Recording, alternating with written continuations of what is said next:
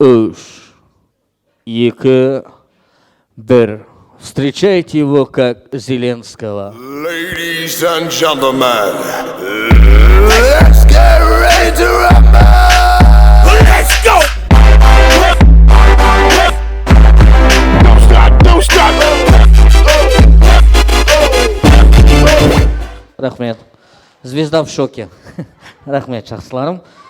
Енді рұқсат болса, бүгінгі тойға арнайы жасалған 18 килограммдық торт.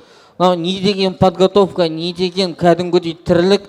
Мен мынау братанның келіншегіне риза болып жүрмін. Жеңгешка, молодец, братан, все для тебя деп отыр ғой. В общем, жеңгешка, өзің шығарасың ба, кім шығарады?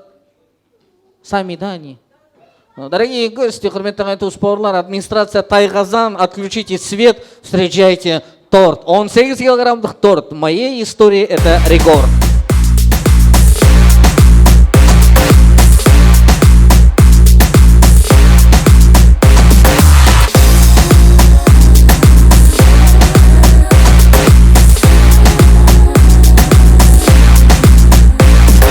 Жаным бар кескінің сәнің, сұлу мүсін тәнің, шырқап салған әнің, әдім, әдім, әдім.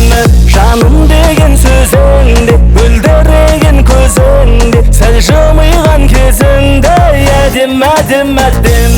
Жалт-жұлт өткен жанарың, қас кірпігің қабағың, кербезіңдей даланың, әдім, әдім, әдім. Шашыңды да түйген, үстіңе де киген, мұңды оралған биледің, әдім, әдім, әдім.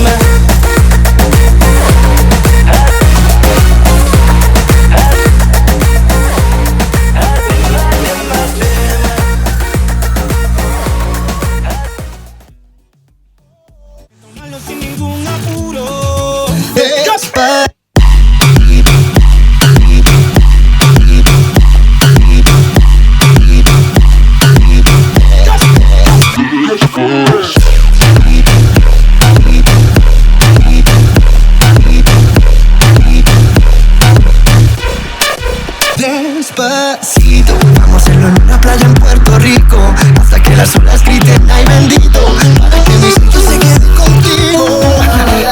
Pasito a pasito, suave suavecito, lo vamos pegando poquito a poquito. Esa mi boca, tus lugares favoritos, favorito, favorito, pasito a pasito, suave suavecito, lo vamos pegando poquito a poquito. Hasta provocar tus gritos, y que olvides tu apellido. Despacito.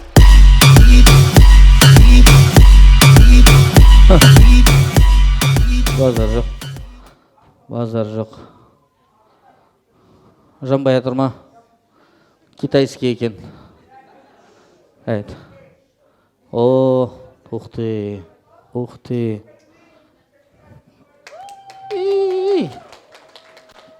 Так. Енді бұны қайсы түрлейді? Үлкені ма, кішкентайы ма? Бірге.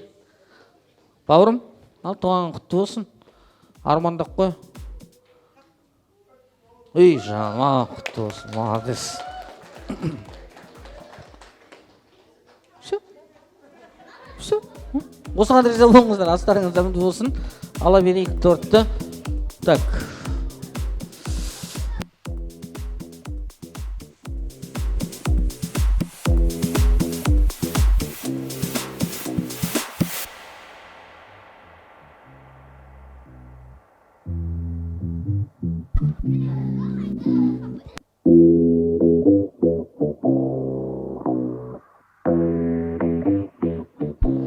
Рахмет. Ал енді 6 айға артқа шегінейікші. Мені Құдай да кешірсін, осы жердегі ағайын да кешірсін. 6 ай бұрын Ресейдің шірік депутаты, аузында бәтуа жоқ, аузы шіріп кеткен бір депутат, солтүстік Қазақстан менікі деді. Соны естіген ең бірінші Шалақынның жігіттері атқа мінді, екінші Жамбылдың жігіттері атқа мінді, үшінші Есілдің жігіттері атқа мінді. Жай жатқан қазақтың құйрығынан ешкім баспасын. Қазақ оянса ағайын әлем дірк етеді. Қазақ болып тумағанда нетерем, кел бауырым, қазағымның патриотын оят, әнің шырға. Қазақтар аман болыңыздар.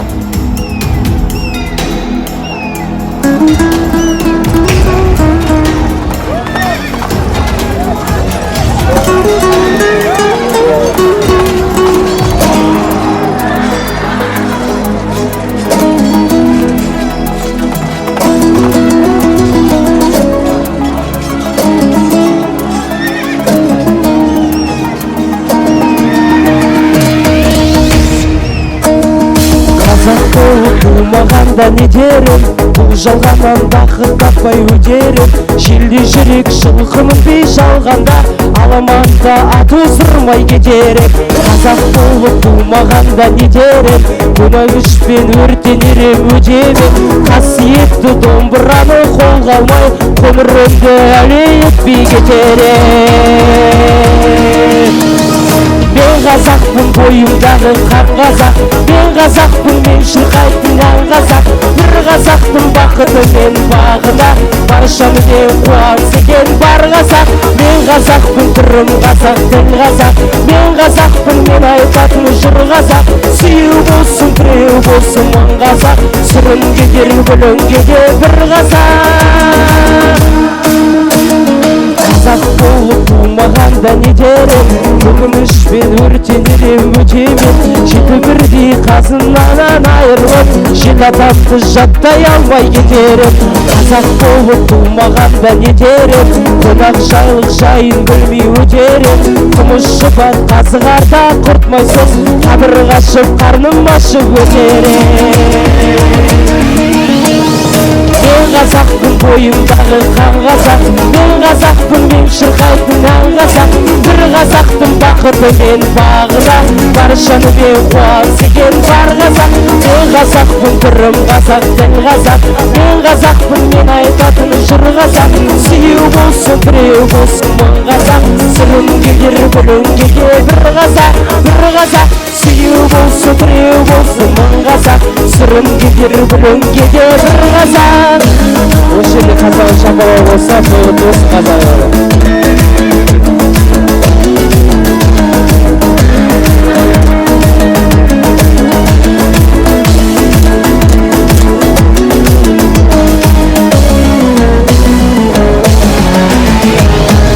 Қазақпын, бойымдағы қан қазақ. Мен қазақпын, мен шырқайтын ән қазақ. Бір қазақтың бақыты мен бағына, баршаны мен қуаныс екен бар қазақ. Мен қазақпын, түрім қазақ, тіл қазақ. Мен қазақпын, мен айтатын жыр қазақ. Сүйеу болсын, біреу болсын мың қазақ. Сырын кетер бүлінге де бір қазақ. Мен қазақпын, бойымдағы қан қазақ. Мен қазақпын, мен шырқайтын ән қазақ. Бір қазақтың бақыты мен бағына, баршаны мен қуаныс екен бар қазақ. Мен қазақпын, түрім қазақ, тіл қазақ. Мен қазақпын, мен айтатын жыр қазақ. Сүйеу болсын, біреу болсын мың қазақ. Сырын кетер бүлінге де бір қазақ. Бір қазақ. Сүйеу болсын, біреу болсын мың қазақ. Сырын кетер бүлінге де бір қазақ. Рахмет, той құтты болсын. Рахмет. Астарыңыз дәмді болсын. Мынау енді бүгінгі тойға арнайы Арай би ансамблін алдыртып отыр. Енді Арай би ансамбль десе бірінші жүрет эстрада жұлдыздарының арасында бірге жүрген қыздар. Ол үшін біздің Питерға келіп отқан жандардың бәрін қарсы алатын, любой концертті көтеріп беретін Арай би ансамблі. 35 жыл тарихы бар топ ортаға. Арай тоба.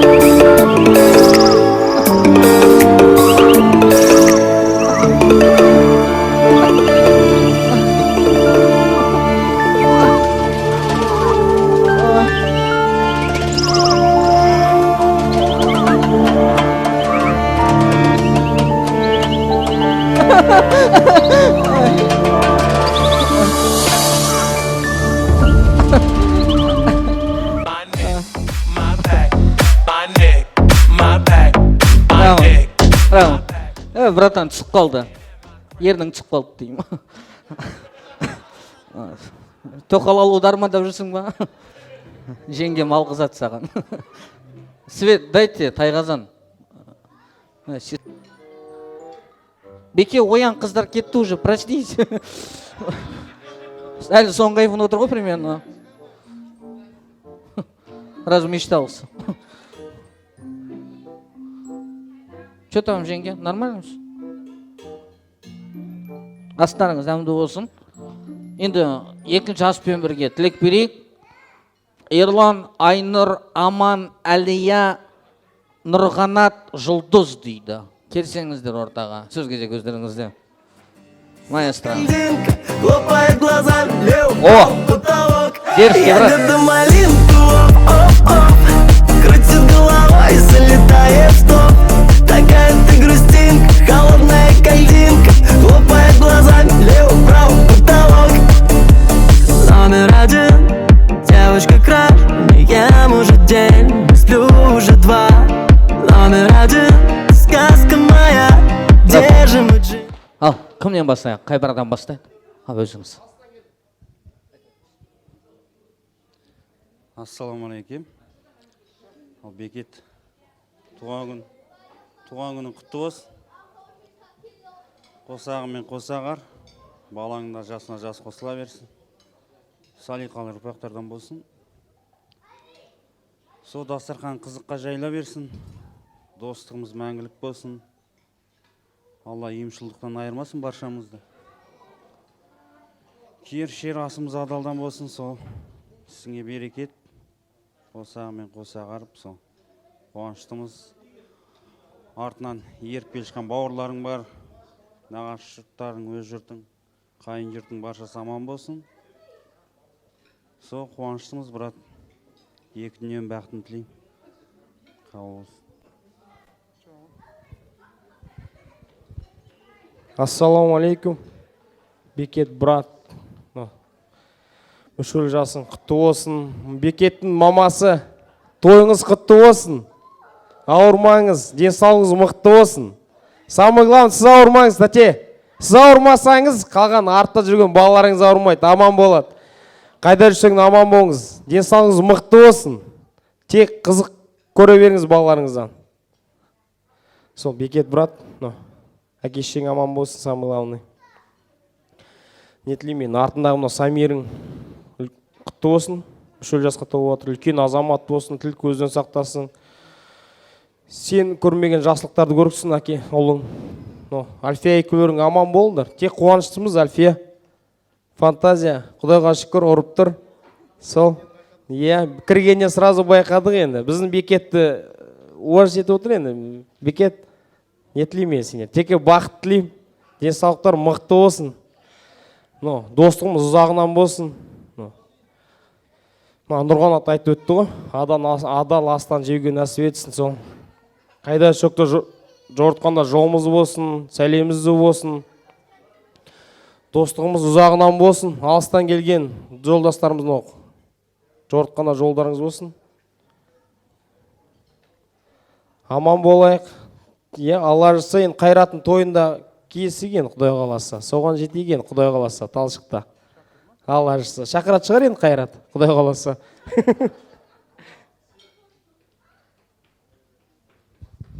Ассалаумалейкум. Амир, Бекет, Альфия, осы туған күндерің құтты болсын. Сол денсаулығы мықты болып, сол ауырмаңдар. Арттағы өсіп келатқан кішкентайларың үлкен азамат болсын, үйдегі мамка, папкаларың аман болсын. Сол.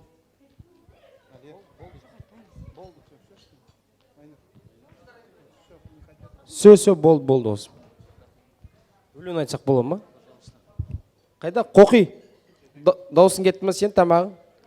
Өлең айтпадың ба сен? А чо қоқи? Все. Фотоға түсіп аға, кеңіздер. Әртістердің бәрі қоқи мәне. Фотоға түсіп аға. қандай әнмен кірейік деген кезде ностальгия деген әнді осы залдағы 84 төрдің атынан бір орындап көрейікші. Осы жиналған әлеуметтің құрметіне ностальгия мәдениет бауырым келе ғой.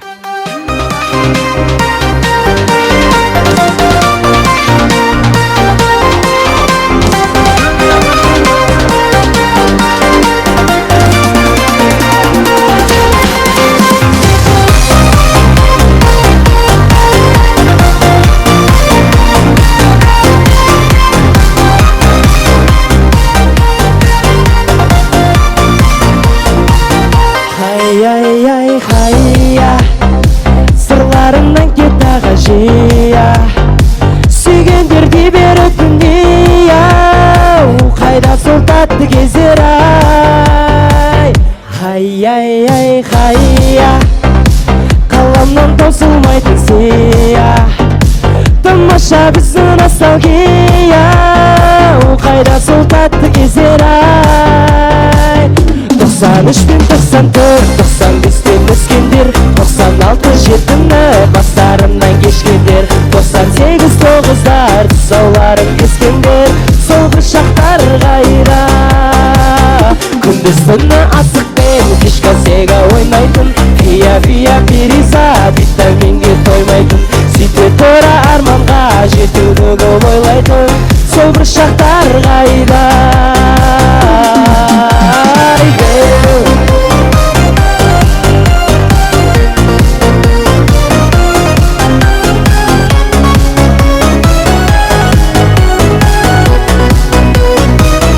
Хай-яй-яй-хай-я, қаламнан таусылмайтын сия, тамаша біздің ностальгия, қайда сол татты кездер ай.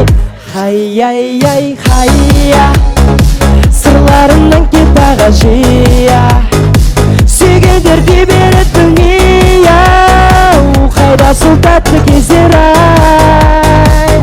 93 пен 94, 95-тен өскендер, 96-7-ні бастарымнан кешкендер, 98-9-дар тұсауларын кескендер, сол бір шақтар қайда. Күндіз түні асықпен кешкі сега ойнайтын, фия-фия периза витаминге тоймайтын, сөйте тұра арманға жетуді көп ойлайтын, сол бір шақтар қайда.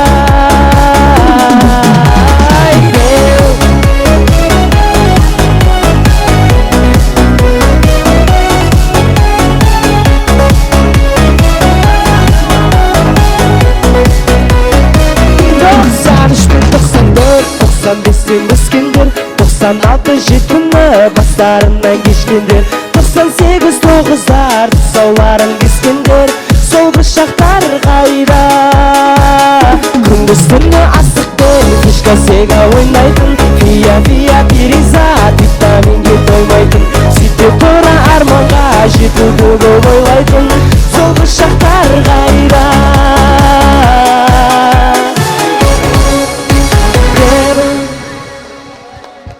Ой, тамаша, жасаңыздар.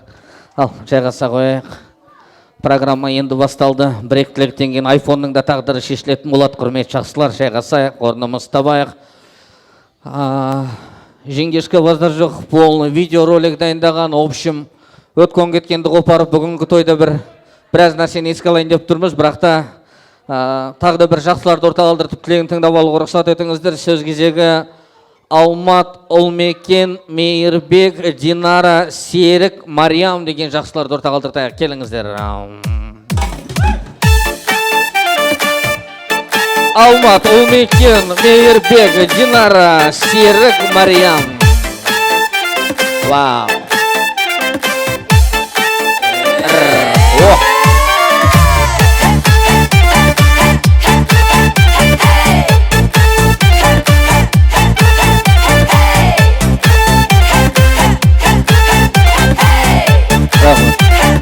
Рахмет.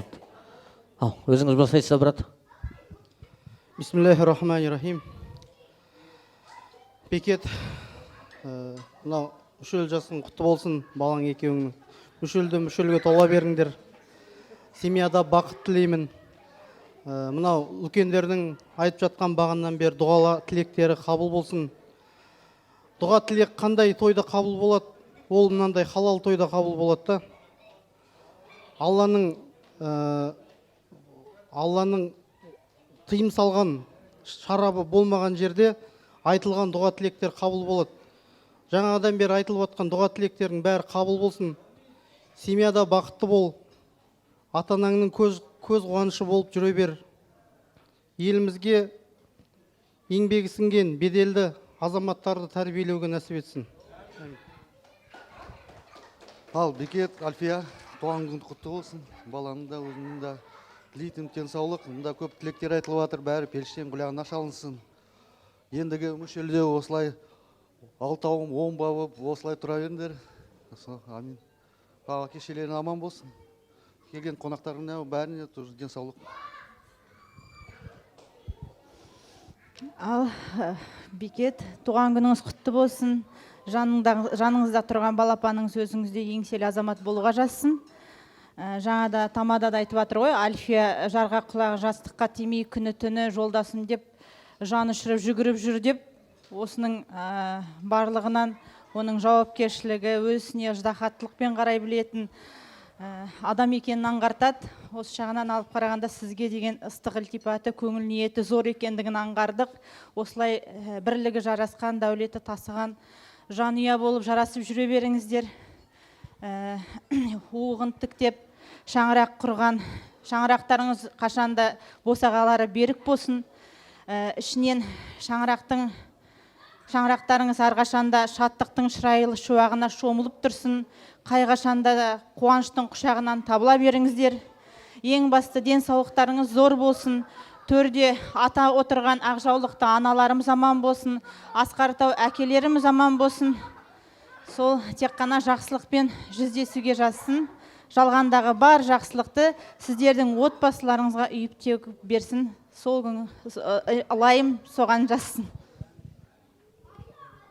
Бекет, Альфия, мүшел жастарыңыз Самирдің құтты болсын, денсаулықтарыңыз мықты болсын, ауырмаңыздар. Ортада жүрген ата-аналар аман болсын.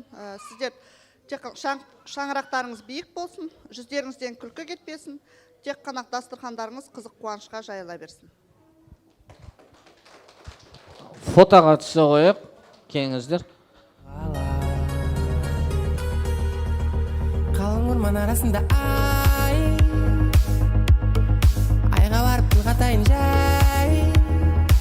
Саулығын тілеймін, құрметті жақсым. Енді мынау рұқсат болса, манағы атышулы iPhone телефонын ойнатуға рұқсат етіңіздер. Аға жеңге молодцы, чөзі креатив. Мынау енді қысқасын айтқанда 84-төрдің арасынан неше түрлі нәрселер шығып жатыр ғой. Әрбір қуанышта бір интересный моменттер, болмағанда бір қызық тарихи дүние. Енді рұқсат болса, мен бұлны дұрыс жағынан түсіндіріп өтейін. Братандардан бастайын. Қайреке, үш ручканы ұстай тұрасыз ба? Сіздің қолыңызда болсын. Қыздардың столына келіп, үш ручканы сіздің қолыңызға ұстатсам бола ма екен? Бірінші дастарханға келіп, үш ручканы большой браттың қолына ұстатып кетейін. Қолдарыңызға ұстап отсаңыздар болды. Әрмен қаратай бәрін түсіндіретін боламын. Енді рұқсат болса, тағы да үш қаламды сестра сіздің қолыңызға ұстатып кетейін. Мына жаққа келетін болсақ, сақал брат өзіңіз ұстатып кетейін. Және де мына жақтағы сестра үш қаламды қолыңызға алсаңыз, және де мен қолымда екі ручка қалды, бұны мен братандар мен сеструхалардың үстеліне тағы да бір тапсыра қояйын. Ала қойыңыз. Ендігі мәселе, ала қойыңыз, сестра. Так, құрметті жақсылар, iPhone телефонын бүгінгі тойда лотерея ретінде ойнататын боламыз, чтобы ешқандай фальш, ешқандай артық әңгіме болмасын, ешқандай связьға кислород нүкте қойылады, өзім шешетін боламын. Ойынның шарты бұлай, әрбір столға 3-4 қаламнан бердім. Лотереяны қалай ойнатамыз? Қалтамыздан ақшалай қағаз ақша алып шығамыз, 500 теңге, 1000 теңге. Сол қағаз ақшаға сотовый номерімізді жазамыз. Пишем на бумажку денежную сотовый номер. Мысалы, 807-894-94-99. Желательно номер действующий, который сейчас на связи. Ровно 5 минуттан кейін iPhone телефон ойнатылады. Қалталарыңыздан ақшалай купюра шығарамыз, сотовый номеріміз жазамыз. Чем больше денежек с каждого стола, тем больше вероятности выиграть iPhone 10s. Кеттік ал. Влажный салфетка не принимается, қағаз не принимается, тек қана ақша. Қағаз ақшаға сотовый телефон номерін жазайық. Сотовый телефон номер пишем на денежную купюру. Лотерея 3 минут 5 минуттан кейін басталады. Істеріңізге сәт, ал тойымыздармен қаратай гүл қылатын Арай Би ансамблі. Встречайте!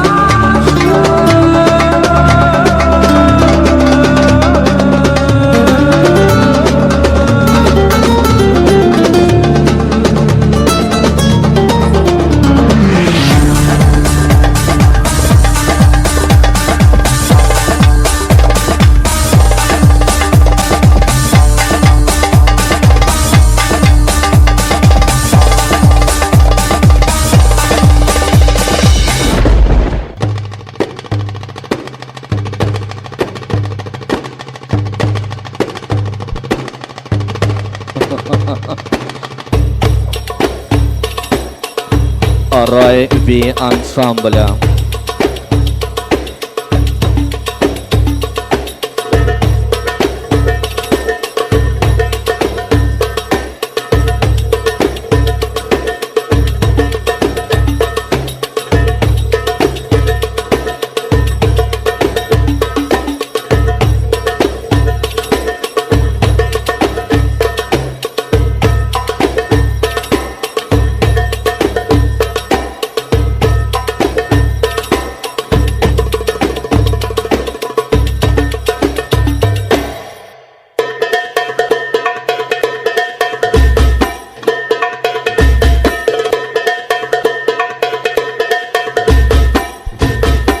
Арай Би ансамбля.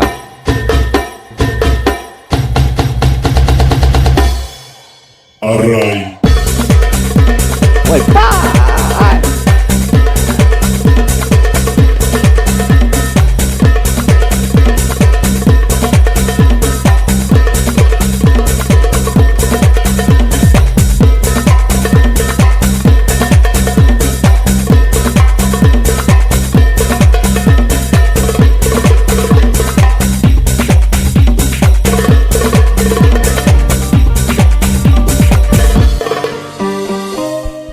Ай, тамаша, қыздар. Рахмет. Дайте свет, пожалуйста. Свет, девушка, свет дайте.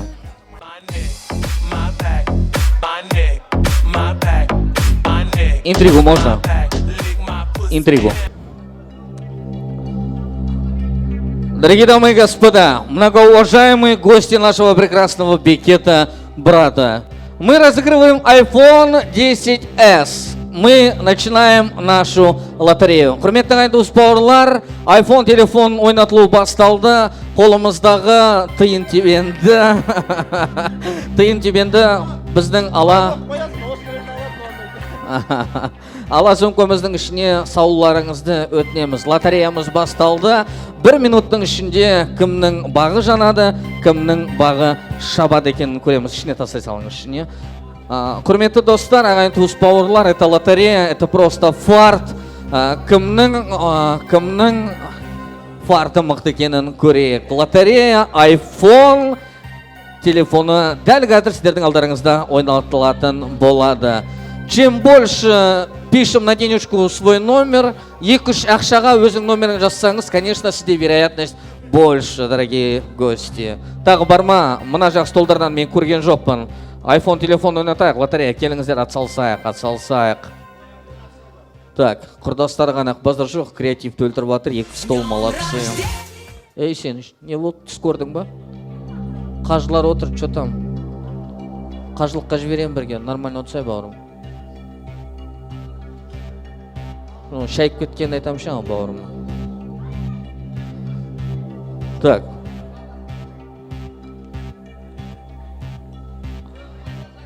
Осымен лотереяны тоқтатайық. Маған, асықпаймын. Дайте нам больше звуку, пожалуйста, дорогой диджей. Кімнің бағы жанады, iPhone телефонын Бекет браттың тойында кім алады? Оның бәрін 2-3 минуттан соң білетін боламыз. Істеріңізге сәт, ешқандай фальш жоқ, ешқандай связь жоқ. Тек қана ақшаны таңдап алатын боламыз. Бірақ ақшаны аламыз, ішіне сала беріңіз, жеңге. Сіздің жынданып салғаныңызға қарағанда сіз ұтатын секілдісіз. Періштелер амин десін. Так, рахмет. Как у нас есть видеорегистрация, нам нужен эффект. 9-дан 1-ге дейін бірге санайықшы, бір кәдімгі жоба секілді. 9, 8, 7, 6, 5, 4, 3, 2, 1. Закрыли. Так, где именинник? Бауырым шақырыңдар шортаға. Бауырым келші. И Бекеңнің өзін алдыртайық. Бәке, батю захвати с собой. Батя, телефоныңыз қайда? Ваш телефон с собой? Так, құрметті ағайын, ешқандай флайлиш жоқ. Братанға таңдатып алайын десем ұят болып қалады. Інімнің өзі любой купюраны таңдатсасын. Бауырым, қолың тықта любой ақшаны ал. Любой ақшаны. Так, никакого фальша. Подойди к бате. Батя, набирай номер. Так, видеофиксация, пожалуйста, снимайте именно телефон, чтобы қате кетіп қоймасын, бірақ та бұларға қателесуге болмайды.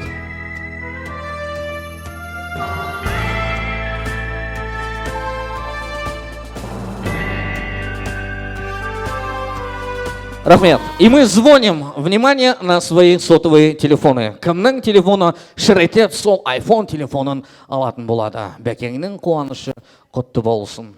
Чей телефон заиграет? Эй. Кім алды? Нет. Что за фальш? Я не вижу. Кто? Кому звонят? Кімге звондаватыр? О, көре алмайтындар, шапалақ ұрмай-ақ қойыңдар. Так, показываем последний звонок на видеокамеру, чтобы завтра не было никаких вопросов. Қысқа келген қыз алып кетті деген әңгіме болмасын. Дұрыс па? Можно вас именно стать фотограф. Қайда? Где наш фотограф? Фотограф! Не спим, пацаны, расчехляем, казахи расчехляются. Фотограф қайда? Диас, бауырым, пожалуйста, өзің келші. Ну, что ты, бауырым? Ну, не надо, не трои, кел. Бұл трои кететін той емес. Беке, бір қолыңызбен телефонды ұстап тұрыңыз, бір қолыңызбен бұл қыздың қолын алыңызда качкеге түсе қойыңыздар, сразу память болсын. Сүрдіңіз а? Есіміңіз кім? Зарина. Зарина ханым, iPhone телефонның ішіндегі кіші башкаңыз құтты болсын. Көрістіңіз.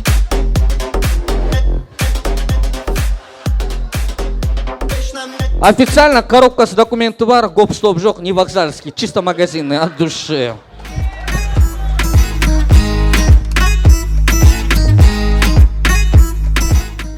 Так, енді осы сәтті пайдалана отыра, лотереядан шыққан ақшаның бәрін бүгін ғана мүшеге келіп, 13 жасқа келіп отырған бауырымыздың қолына табыс етуге рұқсат етіңіздер. Бауырым, келе ғой.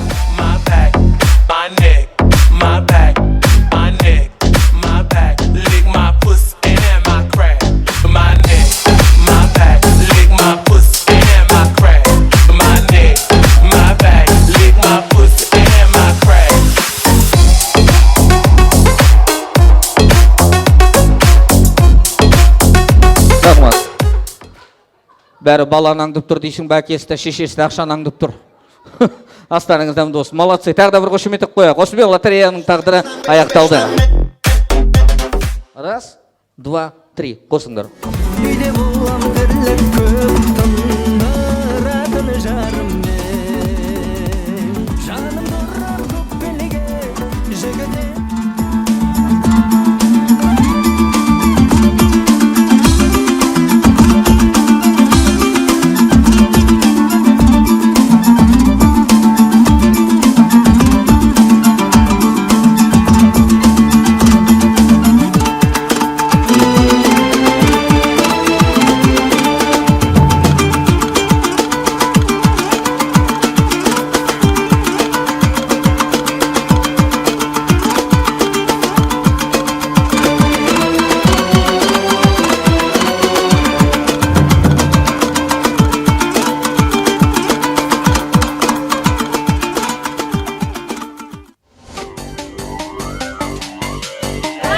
Солнышко! Солнышко! Солнышко!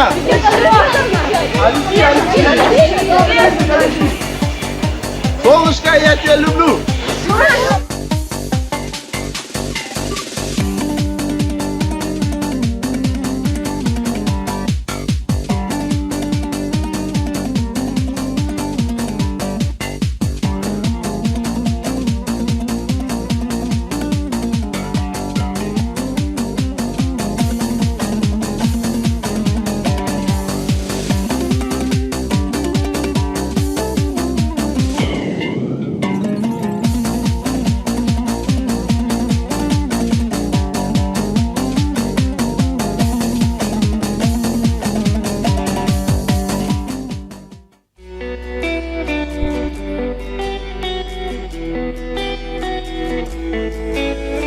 Зачем мне солнце, Монако? Для чего, скажи мне, луна Сан-Тропе? Когда твой взгляд светит ярко, в этом смысла ноль, если тебя рядом нет. Зачем солнце мне, Монако?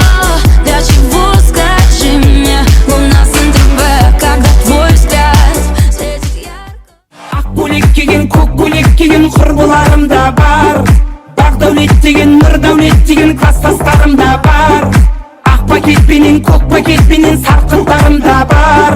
Алағайын бітті сау болыңдар. I'm a rock star, gangster, even to me party, even pasta. I'm Rasta, the people give me money. I'm a rock star, gangster, even to me party, even pasta. I'm Rasta, the people.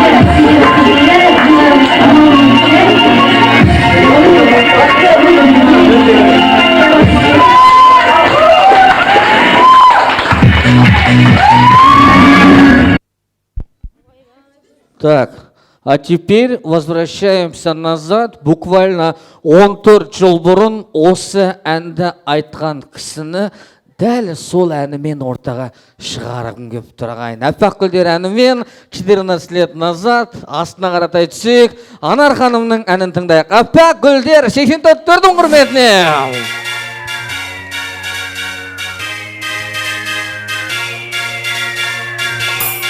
Бұл өлеңді айтпағалы қай заман?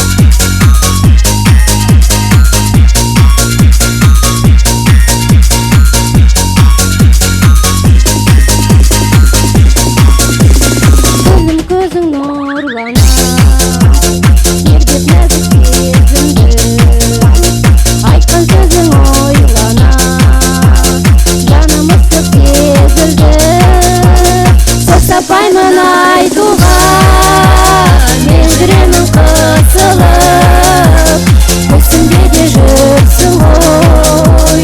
Аппақ гүлдер, аппақ гүлдер, аппақ гүлдер осыны. Тапаймын айтуға, мен жүремін қысылып, үстінде де жүрсің ғой. Аппақ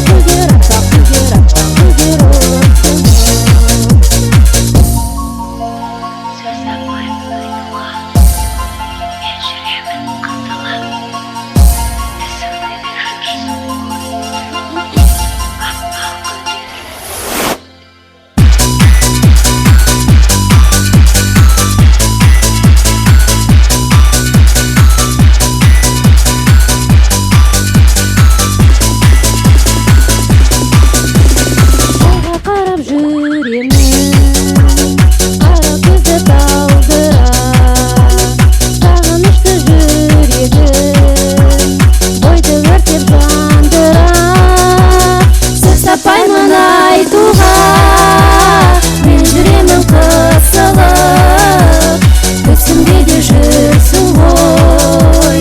Аппақ гүлдер, аппақ гүлдер, аппақ гүлдер осыны.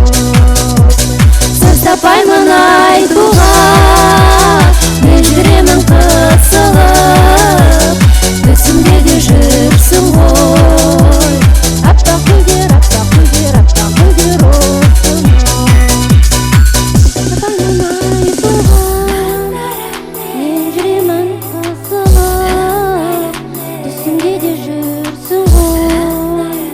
Аппақ гүлдер, аппақ гүлдер, аппақ гүлдер осыны.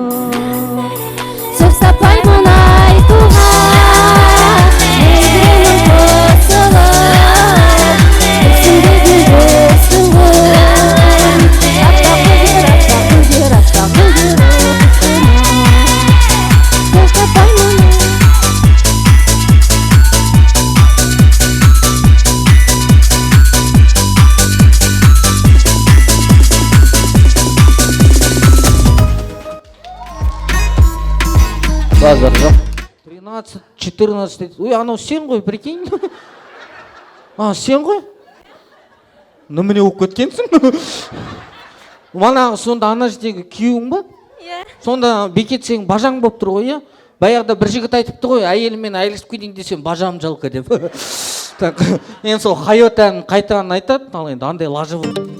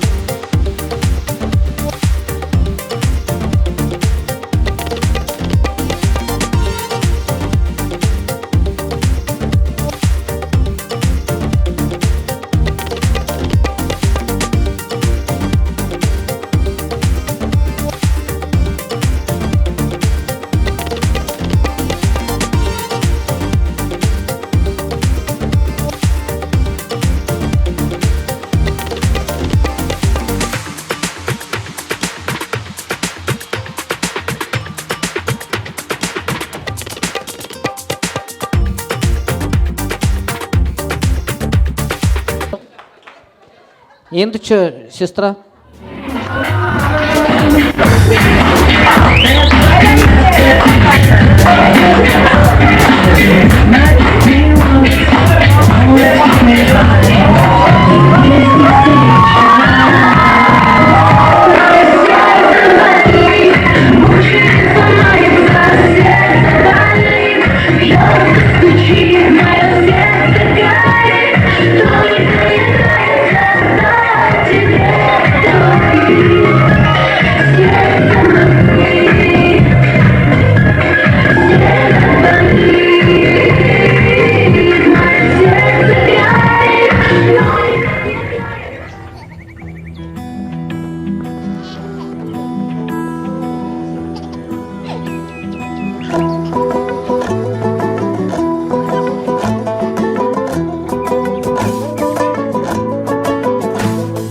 Сен қазақсың жан балам, арын сатпаған, жет атасын жаттаған, қанын сақтаған.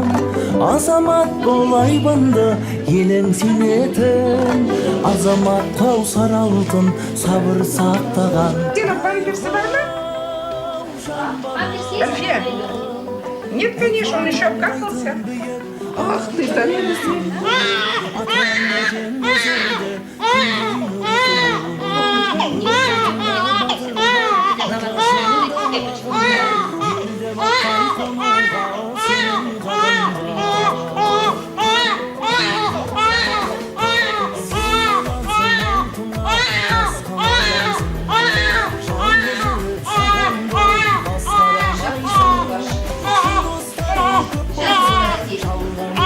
Почему так?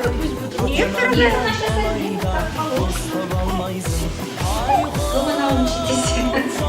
Первый шапан одевают. Мараттың тұнығына, Мәриямның күйеуінің. Сен жазбайсың ба мен сөздерімді? Жазбайсың ба?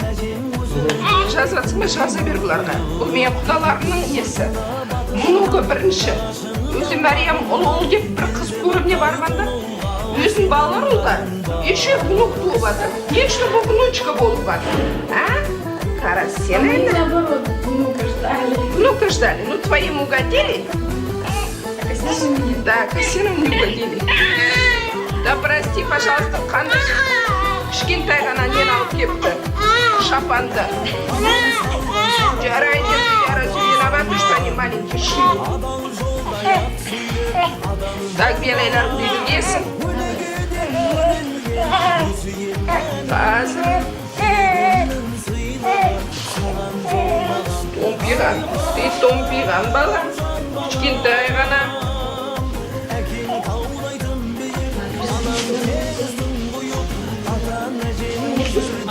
Күндей нұр құйып, өз жұртында батыр бар, нағашыңда ақын бар.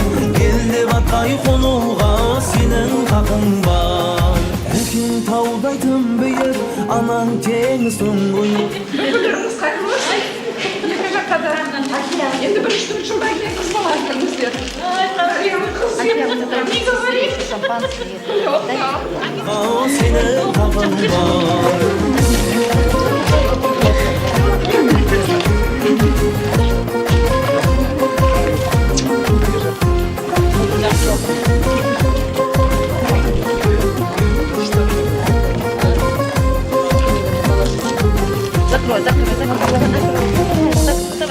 Базар жоқ. Молодец, жеңгешка. Красавец. Бекет, братан, анда да шалбарың түсіп жүр екен ғой, я. Что там? Все? Молодец, жеңге. Енді мынау еңбек бар. Еңбек бар, мойындау керек. Так что қатаймай шапалақ ұрыңдар жеңгеме. Жеңге, молодец.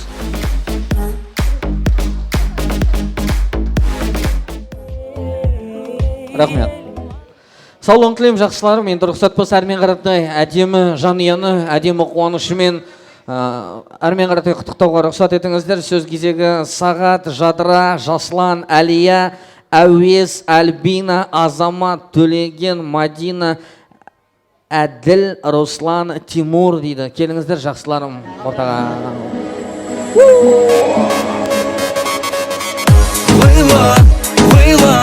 Саған мен жүрегімнің көрін беремін. Ойлан, ойымменен түсімде де сені көремін. Лейла, саған мен жүрегімнің көрін беремін. Ойлан, ойымменен түсімде де сені көремін. Не айтсаң нәзігім болды, көрсең халімді сонда жанады жүрегім от болып. Келе қойыңыздар. Қай бір аттан бастайын? Сақалдылар бастаған дұрыс болар еді, айта беріңіз. Бекет, Самир, поздравляю с днем рождения. Желаю вам здоровья, счастья. Всем сидящим тоже здоровья. Родителям с обеих стороны, чтобы здоровья. Главное здоровье, остальное все будет. Рахмет, что пригласили. Қайырлы кеш, құрметті қонақтар. Бүгін Бекет пен Альфияның шаңырақтарында үлкен той болып жатыр. Тойлары құтты болсын, денсаулықтары мықты болсын. Манадан бері қаншама тілектер айтып жатыр. Солар қабыл болсын. Сол денсаулықтары мықты болсын, шаңырақтарың биік болсын. Әрқашан осындай кең дастарханда кездесіп жүре берейік. Сол сыйласып жүре берейік. Сол үшін. Бекет, Самир, поздравляю вас с праздником. Желаю счастья, здоровья. Главное здоровье, будет все. И спасибо, что позвали нас разделить с вами этот праздник. Бекет, Самир, бүгінгі мүшел тойларың қайырлы құтты болсын. Өмірлерің ұзақ болсын, аспандарына ашық болсын. Бүгінгі тойдың организаторы Альфия, сендердің семьяларына көп-көп бақыт. Жүгіріп жүрген кішкентай үлкен азамат болсын. Ешқашанда ренжітпесін сендерді. Бақытты болыңдар. Бекет, Божуха, Самирчик, поздравляю вас с днем рождения. Вам присоединяюсь ко всему сказанному. Сегодня очень много было сказано хороших слов, как говорится, от души вас с днем рождения. Крепкого здоровья, семейного благополучия. Альфия, вам, тебе отдельный рахмет за такой прекрасный той, за такой прекрасный дастархан. Родителям крепкого здоровья, всем присутствующим тоже, которые пришли сегодня разделить ваш праздник, тоже крепкого здоровья. Бекет, Альфия, Самир, поздравляю вас с этим замечательным событием. У вас двойная дата и у Бекета, и у Самира. Желаю вам самое главное крепкого здоровья, счастья, семейного благополучия, чтобы слезы, Альфия, у тебя лились только по хорошему поводу, только от счастья, чтобы ты всегда радовалась, чтобы в вашей семье всегда сопутствовал успех, чтобы впереди у вас всегда была только светлая белая дорога. Бекет, Самир, бүгінгі жаңа жастарың құтты болсын, мүшел жастарың бақытты болыңдар, главное денсаулықтар мықты болсын, екі жақтың ата-аналарымыз аман болсын, үлкендер аман болсын. Осы тойға келіп жатқан барына бақыт тілеймін. Келіп осы бірге қатысқандарыңызға жолдастарына, барына бақыт, үйлеріне. Сол екеуін ауырмаңдар, осындай жақсы үлгілі отбасы болыңдар, балалар өсе берсін, тек қуанта берсін. Бекет, Самир, туған күндерің құтты болсын, денсаулық тілеймін, бақытты болыңдар. Арқашан жұптарын жазбай, осылай бірге картая беріңдер, балапандар қызықтарын көрсетсін.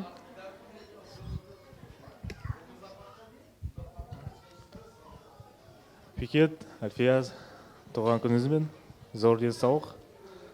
Ауырмаңыздар, мол бақыт, ашық аспан. Солай бақытты отбасы болыңдар.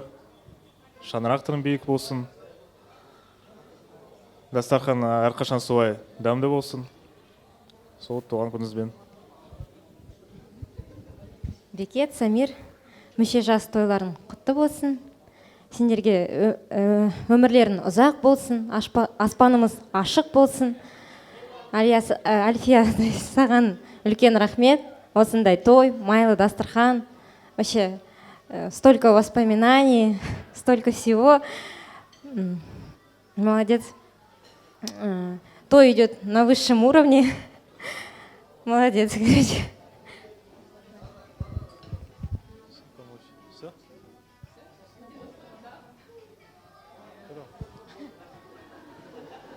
Заснул? Халал той деген рахат екен, иә? Чик-пук, пик-пақ, все, пьянка той болса езіп тұрар еді, фотоға түсе қой, келіңіздер. Салғым келеді, себебі тереңдегі шабытымды сен қозғайсың ау, өмірдегі тазалықты сен сыйлайсың ау, сен туралы тіпті бір поэма жазғым келеді. Рахмет. Мынау енді басым бос болғаннан кейін енді мадан бері айтып жатырмын ғой, 12 жыл болды тойға шығып жүргеніме деп. Тапқан ақшаның бәрін мамаға берем. Не табам, мамаға кеп берем, не табам, мамаға кеп берем. Аллаға шүкір, әкем де қасымда. Бір күні ұйқыдан тұрдым да ойландым, мен еркекпін ғой, менің әкем бар ғой, мен де шалбар киіп жүрмін ғой әкем секілді. Бір күні тойдан келдім да, батяға бір тойдан келдім да 150 мың ақшаны қолына тастадым түнгі 12-де. Таңертең тұрсам, батя жоқ, ушел аман жол. Содан кейін ақшаны чисто маманың қолына ұстататын болдым. Әйел адам бұл үйдің тыныштығы, әйел адам ол үйдің тәттісі, әйел адам ол үйдің сабыры, үйдегі жақсында жаманында жасырып отқан әйел заттар аман болсын, әйел адам заты. Келесі ән ағаларымның атынан барлық қыздардың құрметіне. Я это ты это я. Семья, семья, семья. Той құтты болсын ағай, келе ғой бауырым.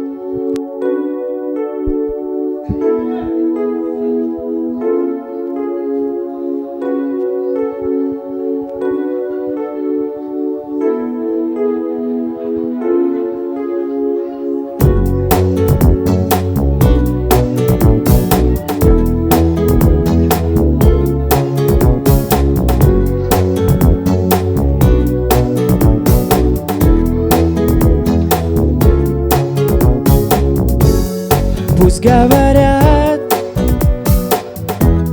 мы редко видимся с тобой, в сердце всегда ты со мной, ты со мной. Пусть говорят, что не судьба нам быть вдвоем, люди твердят об одном, но я это ты это я, и никого не надо нам. Все, что сейчас есть у меня, я лишь тебе одно я дам. Я это ты это я, и никого не надо нам. Все, что сейчас есть у меня, я лишь тебе одно я дам. Лето прошло, и наступили холода, но все равно мне нужна ты одна. Вряд ли поймет тот, кто не любит и не ждет, а за окном снег идет, но я это ты это я, и никого не надо нам. Все, что сейчас есть у меня, я лишь тебе одно я отдам. Я это ты это я, и никого не надо нам. Все, что сейчас есть у меня, я лишь тебе одно я отдам.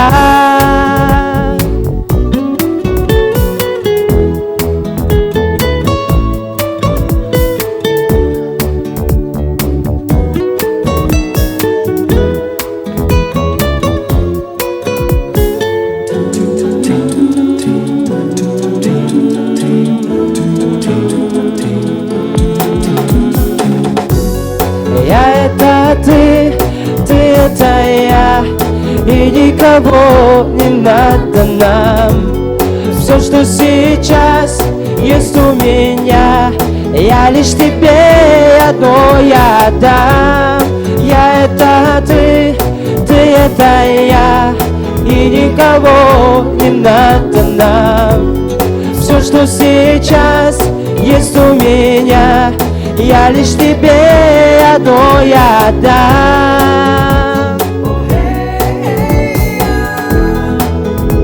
Oh, hey, все, что сейчас есть у меня, я лишь тебе одно я отдам. Рахмет.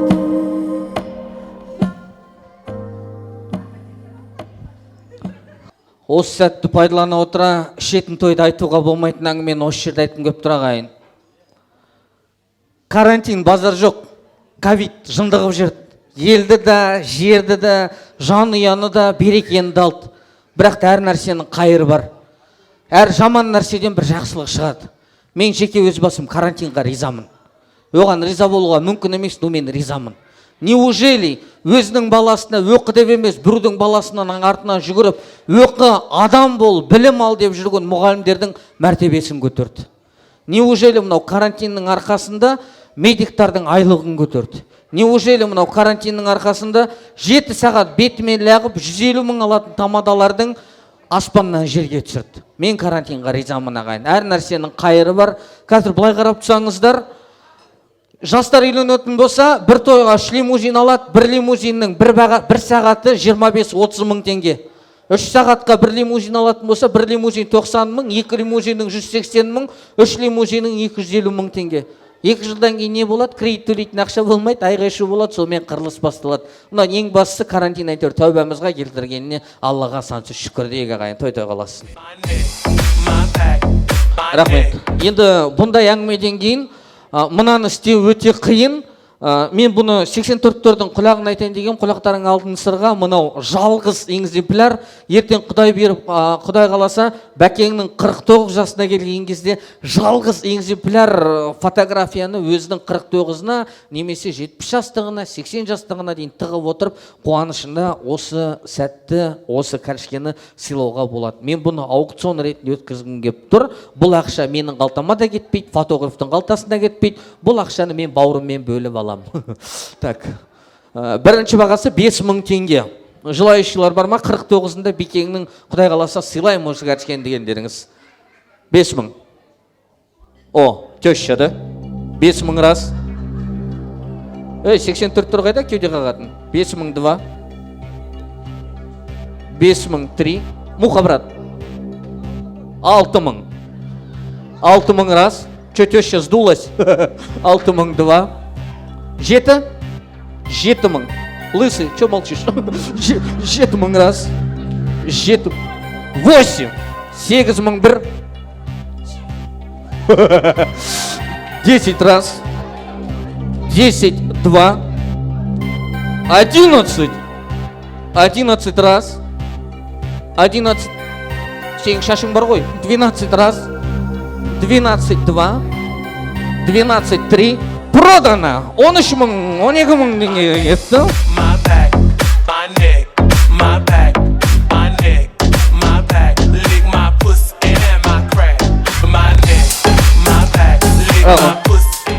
мама, мау, как раз по понедельник кредитке ақша жетпей жатыр еді, рахмет мама. Рахмет. Ке бауырым, ке. Айтылған сөз атылған оқпен тең. Нешедесің сен?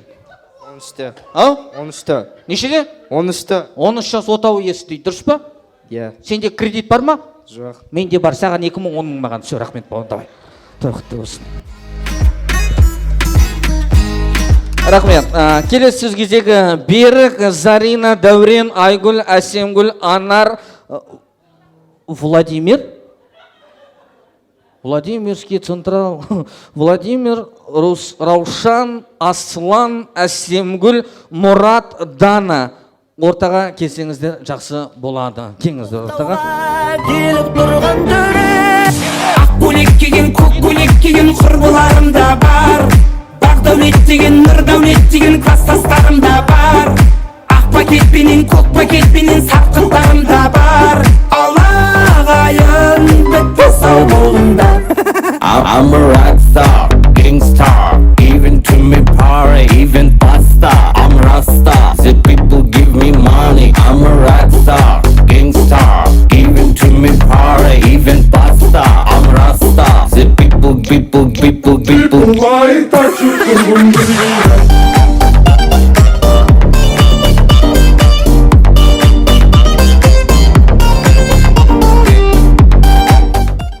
Здравствуйте. Я вас только заметил, брат, извините, пожалуйста.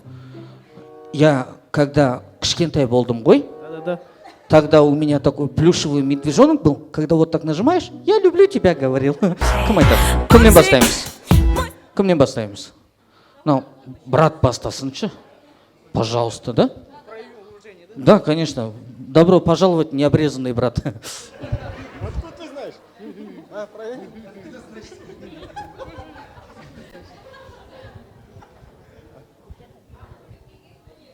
Всех приветствую. Бекет, Альфия. Бекет, с прошедшим днем рождения. Да, поближе. Бекет, Альфия. Бекет, с прошедшим днем рождения. Счастья, здоровья. Детям здоровья. Всего хорошего, чтоб также процветали. Побольше друзей. Всего хорошего. Бекет, Самир, туған күнің құтты болсын. Мүшелден мүшелге жете беріңдер. Денсаулықтар мықты боп, Қазақстан беделді азаматтары бола беріңдер. Барлық келгендерге зор денсаулық, ашық аспан. Осындай тойда, жақсылықта кездесе берейік.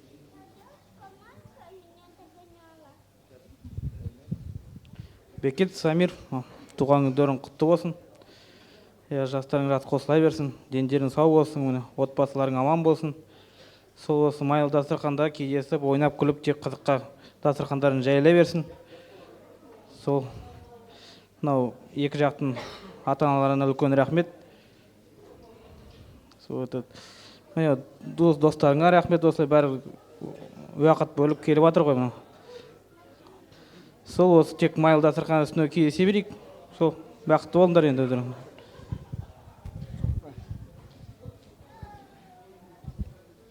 Бекет, Самир, поздравляю вас с днем рождения, желаю вам здоровья, удачи, всего самого наилучшего.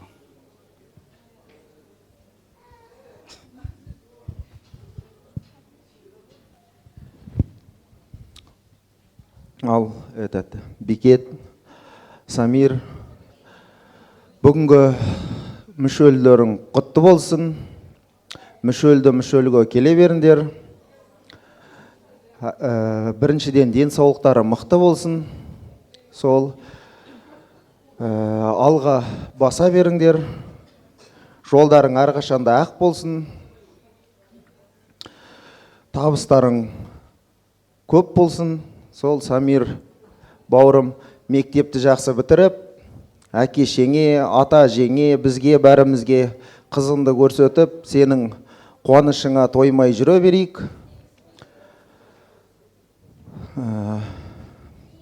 Альфия, тебе тоже спасибо большое. Рахмет, осылай тойда той жасап. сол тойларың құтты болсын.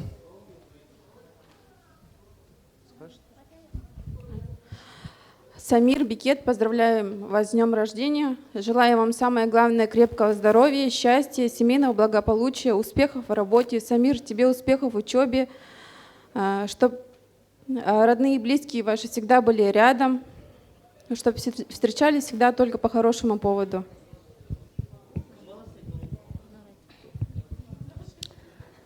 Ал құрметті халайық, бүгін міне үлкен тойға жиналып отырмыз. Той иелеріне ең алдымен ең бастысы денсаулық тілеймін. Бекет мүшелден мүшелге жете бер. Альфия екеуің отбасыларында тек қызық, қуаныш болсын. Әрқашанда осылай жүздерінен күлкі кетпесін. Достарың, туысқандарың, ата-аналарың аман болып, сендерге қуана берсін осындай тойларға. Самир, сенде болашағың жарқын болсын, үлкен азамат бол, ата-ананың мақтанышы бол. Осындай қызық той-думан бола берсін. Рахмет, барлығы жақсы өтіп жатыр. Ал Бекет, Самир, мынау бүгінгі мүшел жастарың құтты болсын. Самирдің бүгін міне бірінші мүшел жасы. Сендерге Алла тағала ұзақ ғұмыр нәсіп етсін. Жүздерінен күлкі кетпесін. Ойлаған армандарыңа жете беріңдер. Отбасыларыңа амандық тілеймін. Екі жақтағы ата-аналарың, туған туысқандарың, жора жолдастарың барлығы да аман болсын. Осы дастархандарың тек қана қызыққа ғана жайылсын.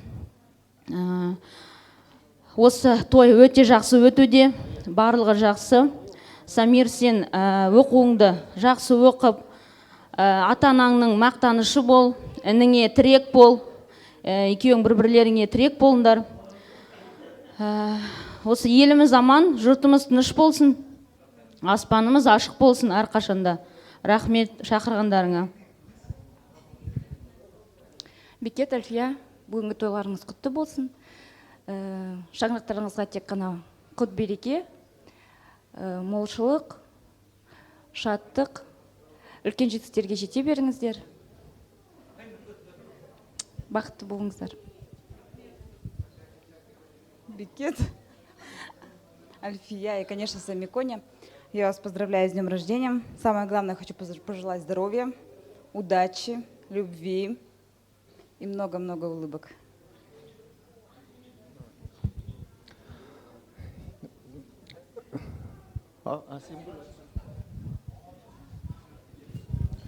Бекет ага, Альфия, Самир, вас поздравляю с днем рождения. Самое главное — здоровье, счастья, семейного благополучия, чтобы вы любили, ценили друг друга. Рахмет большое за такой дастархан. Все очень хорошо проходит. Сол, рахмет. Самое главное — здоровья вам. Бекет, Альфия, я поздравляю вас с таким знаменательным днем.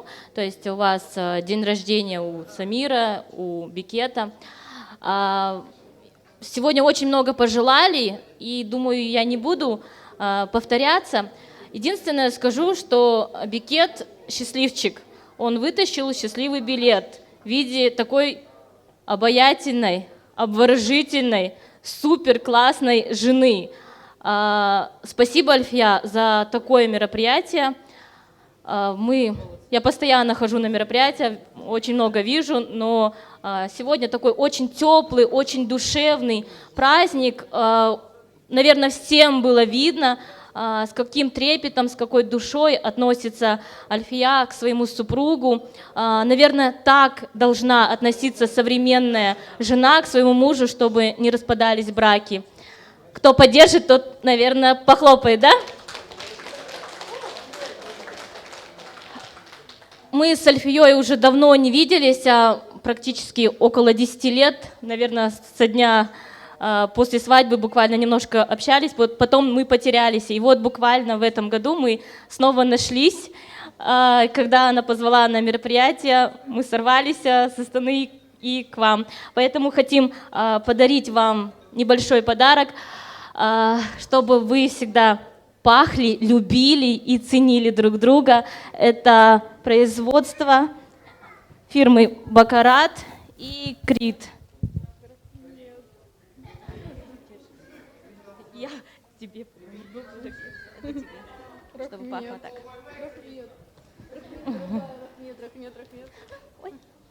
Все, спасибо всем. Так, мынау кісі не берді деген адамдар болса, это самый дорогой бренд парфюма. Сестра от души, тілек жалғастыра қояйық өзіңіз. И мы хотели от меня и от Мурата подарить небольшие подарки вам.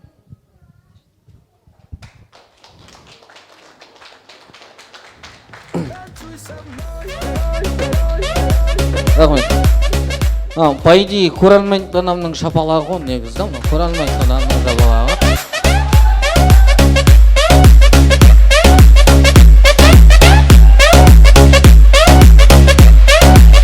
Танцуй со мной.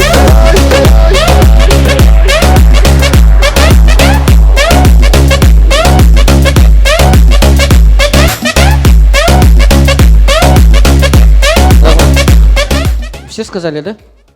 Кстати, Бике, ты серьезно очень счастливый. Мана кісінің тілегіне қосылам, что-то Альфию, типа билет выдернул, и менің көз алдымда первый раз мужчине дарят что-то в коробке. Обычно шапан бірдеңеге салады ғой. Риза болып тұрмын, от души. Аман болыңыздар, фотоға түсе қояйық. Келіңіздер, фото на память.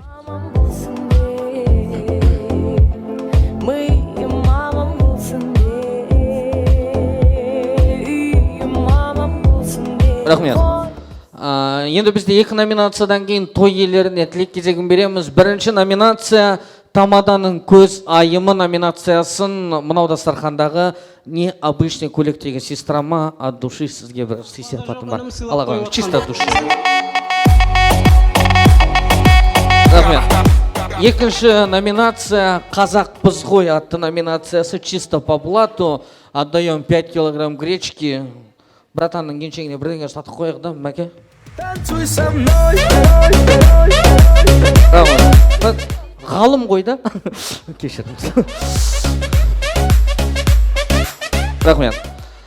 Сабыр түбі Камрюха ағайын. Сабыр етіңіздер. Сөз кезегі той иелері, той тарқау тілегі Бике, жеңге және бауырым, келіңіздер ортаға.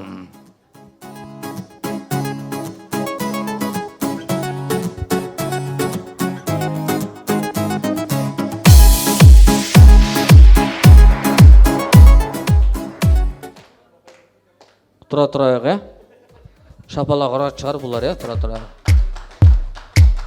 От души деген понятие бар еді ғой? Для души деген бар еді ғой? Don't this shit make a nigga wanna. Don't this shit make a nigga. Don't this shit make a nigga wanna. Don't this shit make a nigga wanna. Ақшаны девать некудадан емес ағайын. Бауырды сағынғасын, бауырды дастарханға жайғастырып, бауыр етті бір құшақтап алайыншы деген версиядағы той өтті, құрметті жақсылар. Еріккеннен емес, просто сағынышты басайық деп барыңыздың бастарыңызды қосып атқан менің аға жеңгем молодцы.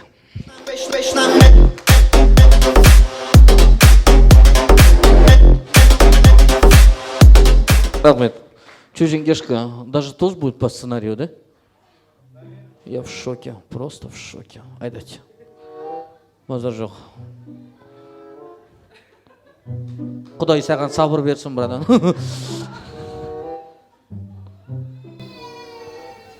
Өзіңіз бастайсыз ба, жеңге?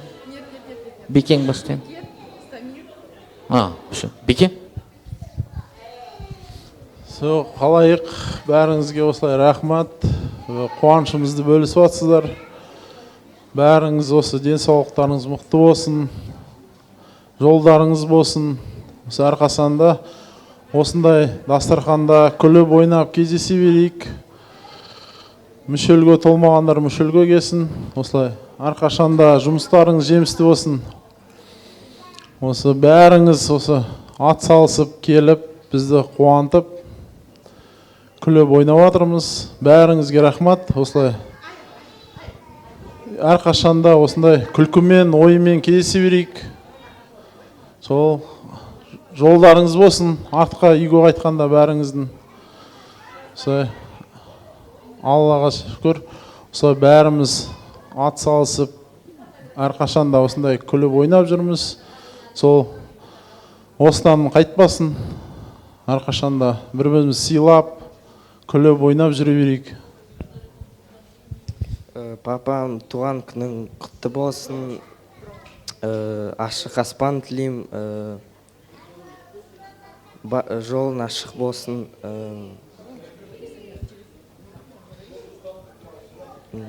Бәрі жақсы болсын. Мен саған тақпақ дайындадым. Бүгін сенің туған күнің, өмір есігін ашқан күнің, барлық сыйлық тілектер арнаймыз біз саған бүгін. Жылдан жылға қартайма, жасты шақ өтті деп мұнайма. Әр күнің жақсы өтсін, айттық тілек осындай. Бүгін күн мереке, оған себеп керек бе, сыйынсақ біздереке, оған сізсіз себепкер. Туған күнің егісі, құттықтаймыз біз сізді. Құттықтаймыз біз сізді. Әрқашанда қуантып жүріңізші сіз бізді.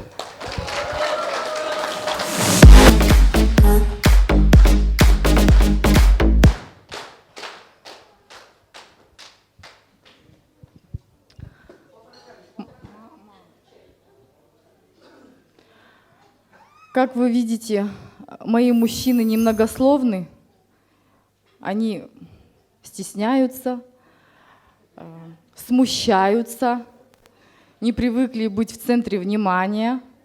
Но сегодня это той я делала для своих любимых мужчин, для Бикета, для Самира.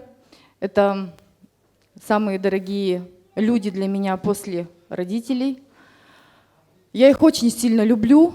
И поэтому, готовясь к этому мероприятию в течение месяца, что только я не прошла, но я выдержала.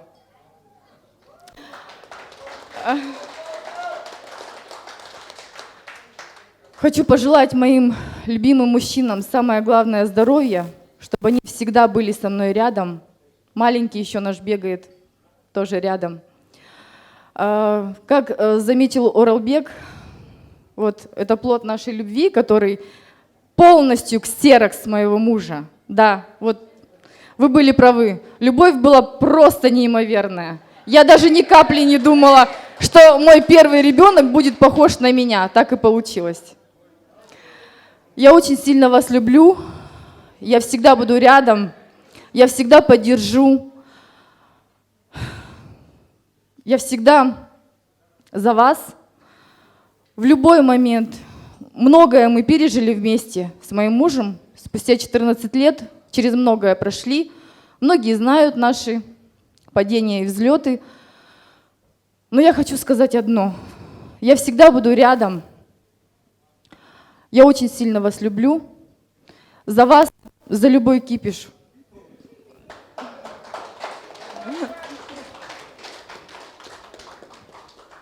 Вы все знаете, что я орысша разговариваю, казахша — это ломаный казахский.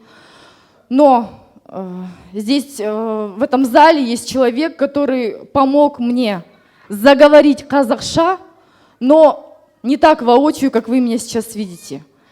Казахша я заговорю посредством вот этой интерактивной доски. Ну почему? Потому что, вы знаете, я бы сейчас начала плакать. Не хочу разливать слезы, хочу просто, чтобы вы послушали, посмотрели, и это будет итоговое мое слово, которое я сейчас вам предоставлю. Вчера до 3 часов ночи, не спав, но я это сделала. Прошу. Так, Жеңге, мне понравилась ваша фраза «за них любой кипиш», да, вы сказали? Да, за любой кипиш. Вы знаете, да, что халал тойда врать нельзя? Нет. Обещаете, что за них до конца? До конца, до талого. За сына на все готово? Да, топить буду до конца. Тогда закрой мой кредит, пожалуйста. Вязать-то я мяу. Че, мынаның болсады? Да, музыку и как бы мы вот... Давай, вы пока там, мы пока там. Что да?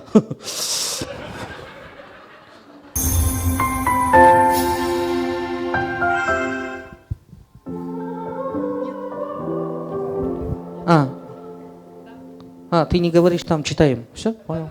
Шоу жасап баға берсем өткенге, біз екеуміз танысып ек көктемде. Мәңгі бірге боламыз деп серттестік, сыр жасырып асқар таулы бөктерге. Сырластық біз айды аспанды құлағып, сезім бізде бекет өсті сыналы. 5 айдан соң өлеңге бел будық, екі ауылда дүркіреді құдалық. Сезім гүлің жүрегіме сақтадым, сол бір кезең ең бір тәтті шақтарым. Туған күнім болған кеште бел болып, босағаны ақ келем болып аттадым. Самир туып, шанарақты шат қылды, тәуба дедік табыстырған тағдырды. Біз екеуміз отты жаққан отаудың, Самир келіп шамшырағын жандырды. Әлім жалған қуанышты еселеп, екі ұлың сыйлайды әркез әке деп. Бақыт деген осы емес пе жан-жарым, балашағым елеңдесе әкеліп. Есінде ме тұрып едік ауылда, алғысым көп ауылдағы бауырға. Бір ұжымда бірге жұмыс істедік, сыйлы болдық ауылдағы қауымға. Жаз болған соң қала арман ғой қалайда, қай жерде өмір сүру ұнай ма? Тәуекел деп бізде аттандық қалаға, қала бізді жатсынған жоқ алайда. Бәрі ұмытылмас шақтарым, сендерсіңдер өмірдегі мақтаным. Бекет, сені кездестірген сол күннен, бұл өмірде сездім, білдім бақ барын. Бекет, жаным, сенсің менің қорғаным, сендер менің жау алмайтын орманым. Ұлдарым мен жан-жарыма жүректен, жүрек сөзің өлең жырмен жолдадым.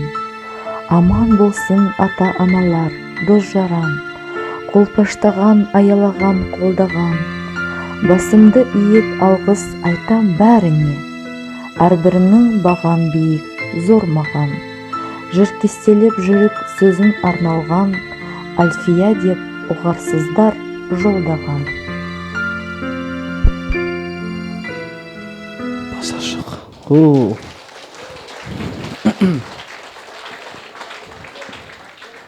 Жеңге, беке обида болмасын бұрадан. Жеңгем сен емес, жеңгем сен алған секілді ғой. Жеңге, Марину знаешь, с 3-й больницы? Нет. Бекет знает. Немножко чуть не подрасчитала с музыкой. Не слышно было. Улмикен, можно тебя? Улмикен. Вот эта женщина, она поэтесса, она просто красавица. Это произведение, не слышно было, но там слова просто за душу. Она за вечер просто сочинила мне это стихотворение. Здесь, в этом стихотворении, вся наша жизнь. И спасибо тебе большое. Я тебя очень люблю.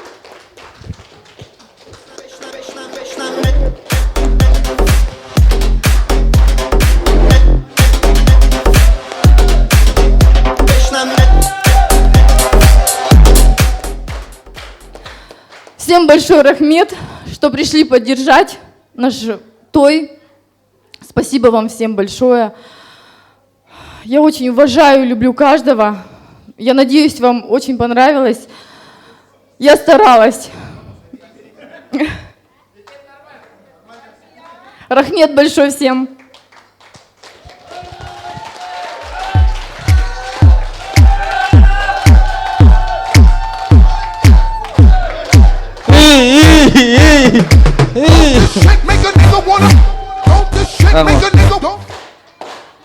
Жеңге, извини, что я перебарщивал шутками, где-то сильно кем-то. Жеңге, я тебе, знаешь, что скажу?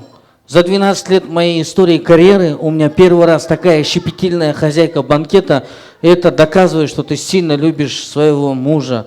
Аман бол, аурма, страхама. Женщина — это шея. Ты права, ты всегда права.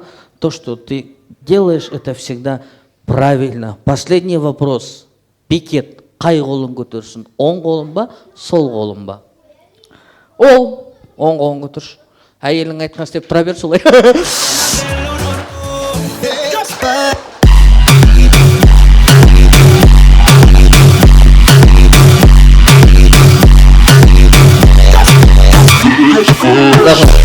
Громко не хотел кричать, тойдың басында айтайын ба дедім, бірақ та халал той болғасын қорықтым, ыңғайсыздандым. Бір жұма бұрын Астана қаласына барып, Тұрсынбек Қабатов бастаған Әзіл әлемі театрының кастингінен өтіп, базар жоқ театрына жұмысқа келіп қатқан күнім осы. Рахмет. Пока сол театрдың сәкісін жуып жатырмын. Рахмет. Хотела бы огромную благодарность выразить нашим родителям, моим родителям, родителям Бекета. Если бы не они, нас бы не было сейчас перед вами, вы бы не видели сейчас нас. Большой вам рахмет. Простите за все. Если когда-то я обижала,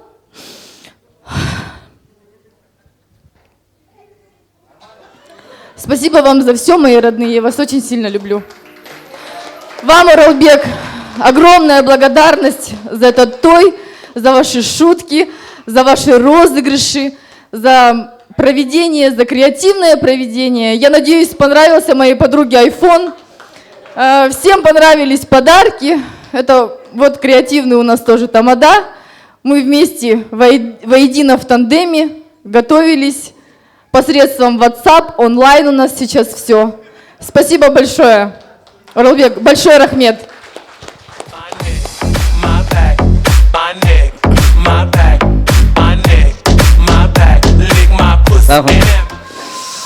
Аман болыңыздар, дам қайтарайық, да? Пора уже делать гороху, сколько можно. Шетіндер кеткісі келіп отыр, просто шет деп. Так, дам қайтарайық, иләмин, үлкендеріміз. Как она есть по факту ғой, братан, кімнен жасырасың оны? Өзім саунаға бару керек болып тұрмын. Кім? Көке? Батя? Ал, өзіңіз, дам қайтарыңыз.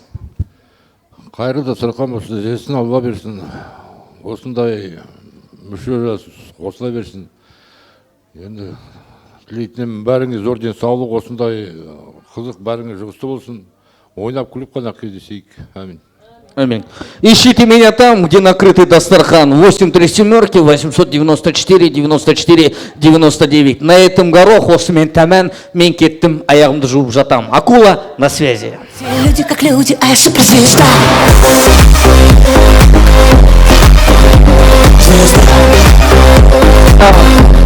Рахман, ал братан.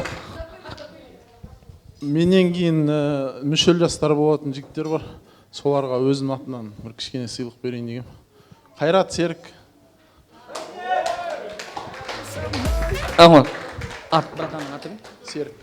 Серік құрдасың ба не? Рахман. Кіші?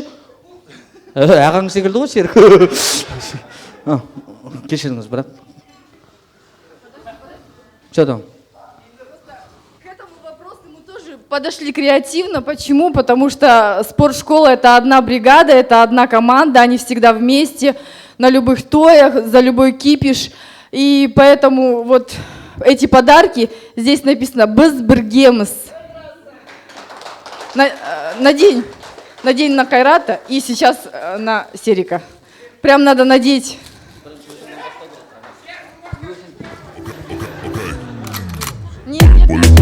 Все, ладно. Рахмет. Базар жоқ, но есть одно но. Синий цвет — это цвет Аблязова. Жауып ұстамасын байқаңдар. Жауып ұстамасын тырылдатып. Аблязовский, ДВКовский деп. О, сақал бірақ қаяқ дерзкая кетті. Бұлар сонда бәрі спорт школа ма не? Спорт школа да? Спортшкола. Өлетін бала молдамен ойнайды дейді. Не обессудь, родной. Еще я терпила, маған бәрі бір жазып жіберемін. Мне терять нечего. Брат, кешірші, братан, артық кетіп атсам. Секе? Борец, походу, да? Соған матты айналып атқанда шашытып қалған ғой. А жоқ, құлақ сынық емес. Сынық?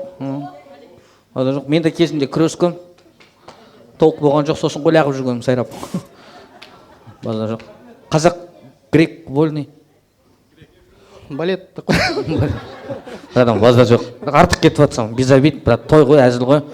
Сразу бетің айтайын, не дай Аллах пальцем жазам, маған бәрі. Мне терять нечего уже, меня карантин свел с ума. Ну, біздің зема ғой, братан, жарғайын. Мен 5 километров на то пошло, пообщаешься, да, братан? Че, пупсик, пообщайся.